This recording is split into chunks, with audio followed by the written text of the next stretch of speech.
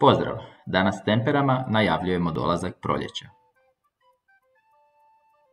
Pripremite tempere, paletu, kistove i čašicu i hrapavi papir na kojem ćete slikati. Zaustavite video i pripremite se za rad.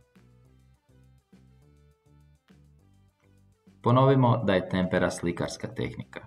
Temperu istisnemo na paletu te tvrđim ravnim kistom umočenim u vodu promiješamo boju. Boju nanosimo na hrapavu stranu papira.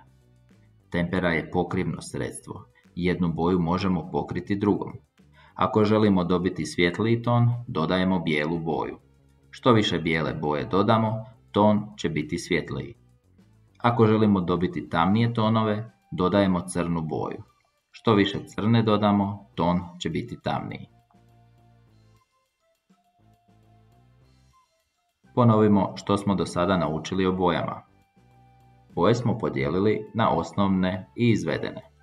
Osnovne su crvena, žuta i plava. Njihovim miješanjem dobivamo izvedene boje. Miješanjem dvije osnovne boje dobit ćemo izvedenu boju. Tako ćemo miješajući crvenu i žutu dobiti narančastu, miješanjem plave i crvene dobit ćemo ljubičastu, a miješanjem žute i plave zelenu.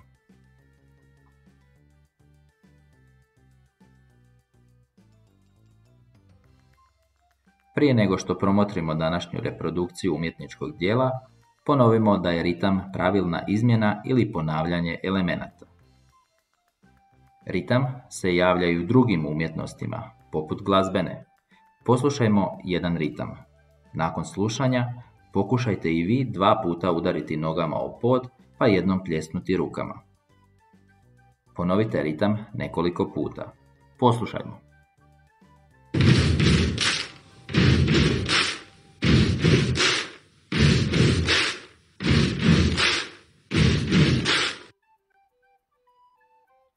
Pažljivo promotrite reprodukciju umjetničkog djela i pokažite mi gdje vidite osnovne, a gdje izvedene boje. Kako ih je slikar naslikao?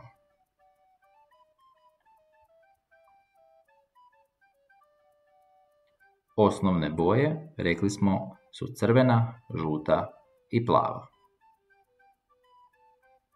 Njihovim miješanjem dobivamo izvedene boje. Kako biste opisali crte? Gdje vidite ritam? U pozadini slike vidimo izlovljene crte koje se ritmično ponavljaju. Također imamo i zatvorenih i otvorenih, zakriljenih i ravnih crta.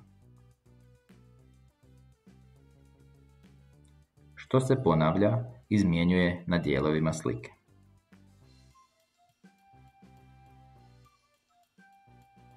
Ritam je ponavljanje elemenata. Uočavamo da se ponavljaju krugovi i pravokutnici te izlomljene crte u pozadini slike.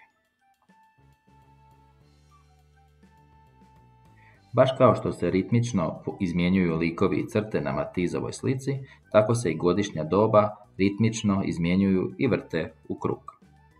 Proljeće, ljeto, jesen, zima i opet proljeće.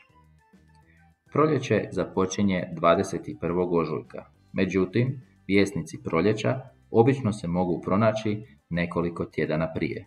Nakon dugih i hladnih zimskih mjeseci, proljeće donosi život u svijet prirode. Dani postaju duži, cvijeće počinje cvjetati, a životinjski svijet počinje se buditi iz zimskog sna. Proljeće je godišnje doba koje nam donosi šarenilo boja. Neki od najljepših i najpoznatijih proljetnih cvjetova, proljetnica, su visibaba, šafran, jaglac, ljubica. Vi ćete danas slikati temperom. Slikat ćete vjesnike proljeća na livadi. Naslikat ćete jedan cvijet koji je različit od ostalih, obojenih latica u mnoštvo boja koje se ponavljaju u pravilnom ritmu ili nepravilnim izmjenama. Osunčan i nasmijan. Pozadina će biti obojena zelenim tonovima. Na kraju ćete vaše cvijeće spojiti u prekrasnu cvjetnu livadu.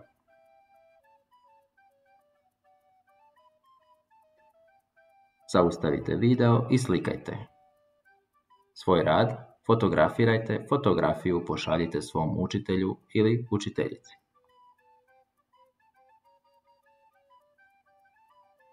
Koji je bio današnji zadatak? Današnji zadatak bio je naslikati jedan cvijet koji je različit od ostalih, pozadine obojene zelenim tonovima. Kako se zove likovna tehnika koju smo koristili? Čime smo slikali? Slikali smo temperama.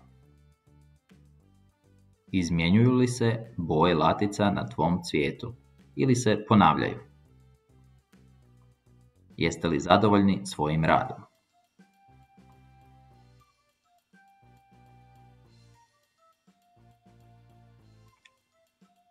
Pokaži gdje vidiš na reprodukciji osnovne boje, a gdje izvedene. Gdje vidite ritam? Što se ponavlja, izmjenjuje?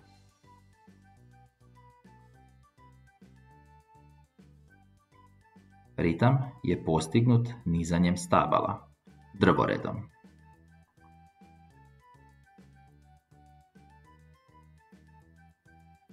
Hvala na pozornosti i pozdrav!